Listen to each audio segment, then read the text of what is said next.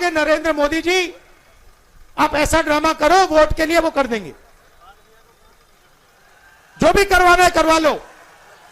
मैं कह रहा हूं आप उनको कहो कि देखो भैया हम आपको वोट देंगे, आप स्टेज पे आके नाच लो, वो नाच लेंगे। बिहार में चुनाव से पहले महागठबंधन को मजबूत करने में मैदान में उतरे राहुल गांधी और आरजेडी से तेजस्वी यादव जमकर एक मंच पर पीएम मोदी पर हमला साधा। राहुल गांधी ने बोला कि अगर मोदी से अभी कुछ भी करवाएंगे तो वो करने के लिए तैयार हो जाएंगे। वहीं बिहार की जनता बोली कि अगर मोदी जी से अभी नाच कर दिखाएं तो वो भी करने को तैयार हो जाएंगे। वहीं तेजस्वी यादव जी बोले सरकार बनते ही पहली कलम से वो सरकारी नौकरी देंगे। आइए बयान सुनते हैं। अगर आप कहोगे नरेंद्र मोदी जी आप ऐसा ड्रामा करो, वोट के लिए वो कर देंगे,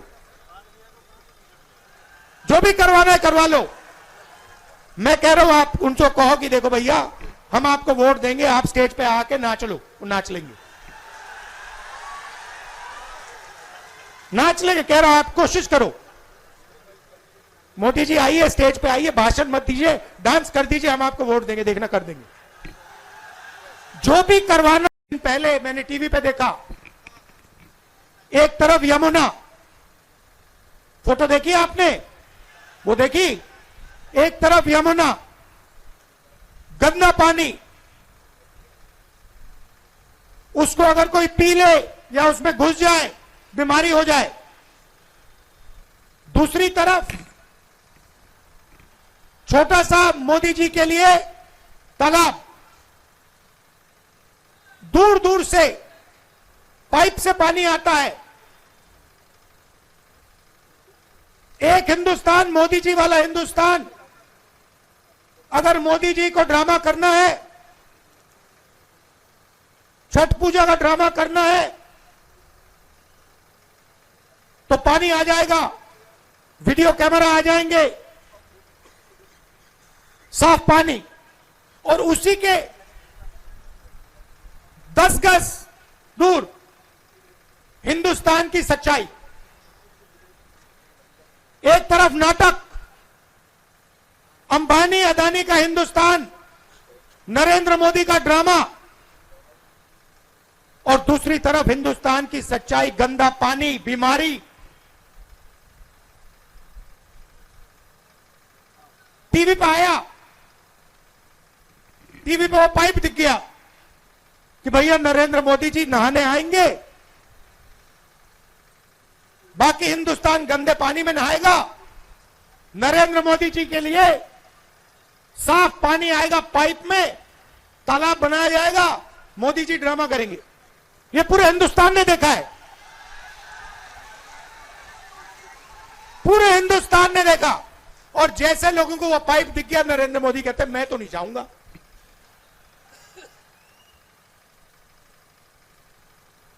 ये है सच्चाई। राहुल गांधी ने अपने भाषण की शुरुआत करते ही युवाओं को एक संघर्ष से की। उन्होंने सीधे तौर पर सवाल उठाया कि बिहारी युवा अपनी मेहनत से दिल्ली, मुंबई और यहाँ तक कि दुबई जैसे शहरों को निर्माण करते हैं, लेकिन उन्होंने अपने ही शहर राज्य में कोई भविष्य क्यों नहीं दिखता।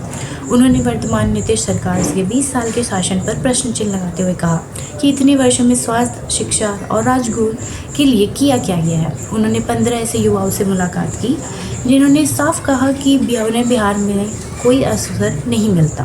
राहुल गांधी ने आरोप लगाए कि एक तरफ कुछ अरबपतियों को जमीन दी जाती है, वहीं दूसरी तरफ यहाँ के युवाओं को रोजगार नहीं मिलता। उन्होंने स्पष्ट किया कि ऐसे बिहार नहीं चाहिए उन्हें। अर्थव्यवस्था पर प्रहार करते हुए राहुल गांधी ने नोटबंदी पर गलत तरीके से लागू की गई जीएसटी को बर्बाद करने का जिम्मेदार ठहराया। उन्होंने कहा अगर आज अब इस चीज़ को मेड इन चाइना देखते हैं, उन्होंने आह्वान किया कि अब इस समय आ गया है कि अब इस मेड इन चाइना की जगह मेड इन बिहार होना चाहिए। उनका कहना था कि मोबाइल, शर्ट, कैमरा सब कुछ बिहार में बनना चाहिए। यहाँ के युवाओं को इन फैक्ट्रियों में रोजगार मिलना चाहिए। उन्होंने प्रधानमंत्री पर देश के सिर्फ 5 से 10 अरबपतियों खासकर अडानी और अंबानी को फ़ायदा पहुँचाने का सीधा आरोप भी लगाया।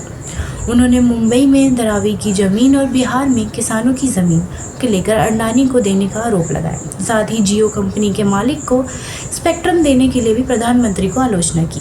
राहुल गांधी ने सामाजिक न्याय के मुद्दे पर पीएम मोदी पर निशाना साधा। उन्होंने लगभग जनगण की मांग करने का जिक्र किया और कहा कि प्रधानमंत्री इस पर एक शब्द भी नहीं कहा। उनका आरोप था कि बीजेपी और नरेंद्र मोदी सामाजिक न्याय के खिलाफ है। इससे भी ज़्यादा तीखा हमला तब हुआ जब उन्होंने पीएम मोदी पर ड्रामा करने का आरोप लगाया। उन्होंने छठ पूजा के दौरान का एक वाक्य सुनाया जहां उन्होंने देखा कि एक तरफ यमुना का गंदा पानी था, लेकिन पीएम मोदी के नहाने के लिए पाइप से साफ पानी निकल रहा था। राहुल गांधी ने कहा कि वह नाटक देश की सच्चाई से दूर है, प्रधानमंत्री सिर्फ वोट के लिए ऐसा करते हैं। अपने भाषण के अंत में राहुल गांधी ने महागठबंधन की गारंटी भी दी। उन्होंने वादा किया कि उनकी सरकार हर धर्म, हर जात, हर वर्ग, हर चाहे ईबीसी, ओबीसी, दलित, अल्पसंख्यक या जनरल कास्ट हो, सभी को सरकार होगी और किसी के पीछे को नहीं छोड़ा जाएगा। उनका मुख्य फोकस शिक्षा पर रहा। उन्होंने कहा कि उनका विजन बिहार एक बार फिर दुनिया को केंद्र बनाना है, जैसा एक प्राचीन काल में नालंदा विश्वविद्यालय हुआ करता था। उन्होंने वादा किया कि 5 साल के भीतर बिहार में हिंदुस्तान की सबसे अच्छी यूनिवर्सिटी होगी, जिसे अमेरिका का युवा भी पढ़ने आना चाहिए। अंत में उन्होंने कहा कि आज तक गरीबों, किसानों और मजदूरों को जो भी मिला है संविधान के कारण मिला है और संविधान पर प्रधानमंत्री और आरएसएस द्वारा हमला किया जा रहा है। उन्होंने संविधान की रक्षा करते हुए गारंटी दी। और बात करते हैं बिहार चुनाव के रण में एमआईएम के प्रमुख ओवैसी ने आक्रमण किया। बुधवार को कटिहार के एक चुनावी सभा को संबोधित करते हुए ओवैसी ने कांग्रेस आरजेडी गठबंधन और प्रधानमंत्री पर एक तीखे हमले साजे।